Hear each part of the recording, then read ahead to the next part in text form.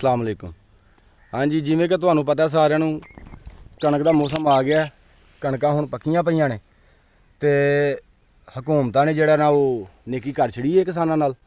उन्हां कह छड़िया कि जनाब साडे कोल ते गल्ला ही बड़ा भरिया पिया, साडे कोल ते पहिलियां कणकां बड़ियां पईयां ने, सानूं तो लोड़ ही नहीं है कणकां खरीदण दी हुण। ठीक है, ये मतलब ना भी असीं खरीदीए तो साडे साल दा पूरा कोटा है। ठीक है, तुहाडे पूरे साल दा कोटा तो फिर ठीक है, ये मतलब जिहड़ी असां बीजीए सानूं पहिलां दस छड्डदे, असीं ना बीजदे। मतलब ये सानूं सज़ा है कि असीं फसल भी उगाईए ते मुड़ के जुत्तियां भी खाईए।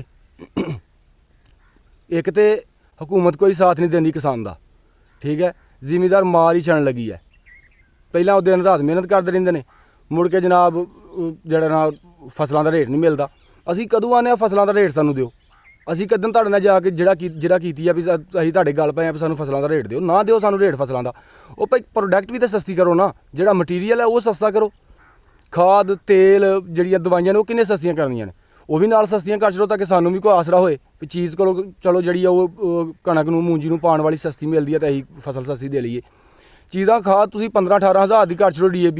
ठीक है, यूरिया जिहड़ी है ये 6-7 हज़ार दी करके ते तुसीं कणक आखो 2 हज़ार नूं। यार बकरे दा गोश्त महंगा हो गया जिहड़ा कणक नालों है, कोई खुदा दा कहर पैण डिया हुकूमतां ते। हुकूमतां नूं समझ ही नहीं आ रही भी जिमीदार किन्ने खज्जल हो रहा। चलो हुकूमतां ते जो कीता वो ते करी जा रही ने। सोशल मीडिया ते जनाब बड़े बड़े प्रधान बैठे ने, हर दुखी तिक्की उठदी है तो उठ के जनाब पोस्ट कर देंदे ने कणक का रेट 1800 होना चाहिए, कणक का रेट 1700 होना चाहिए। क्यों? मजे लैण लई है, जुत्तियां खाण नूं जिहड़ा ना वो किसान ते तुसीं उत्थे विहले ही बैठे अपने व्यू लैण वास्ते ते अपने लाइक लैण वास्ते ते 1700-1800 जिहड़ा लिख के रेट ते ला दिंदे हो। तुसीं मामे हो, ठेकेदार हो तुसीं कणक दे, बीजीए इत्थे असीं मर जाइए, असीं बीज के मेहनतां कर करके ते तुसीं उत्थे रेट फिक्स करदे फिरो। क्यों? तुसां इत्थे जनाब जिहड़ा खर्चे कीते ने, कुछ हज़ार नूं हत्थ मारो, तुसीं पता नहीं किहड़ी गल पिछे पए हो।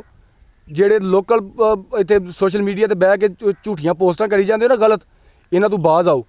ठीक है, जे तुसीं आखो भई किसान तो बगैर तुहाडा निज़ाम चलदा ते चलदा नहीं। कोई भी बंदा जिहड़ा बैठा हुकूमत दे विच असैंबली दे विच उहनूं आखो आ के सानूं दस्से भई जिहड़ा मूंजी किन्नी जिहड़ा लाभ लगदी है किल्ले दे विच, वो दस्से सानूं आ के भी किन्ने जिहड़ा किल्ले दे विच बीज पैंदा कणक दा। उहनां नूं आप पता कक्ख दा नहीं।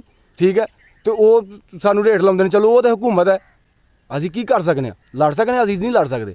ठीक है, वो कम से कम आम बंदा तो किसी का खैर खा बने।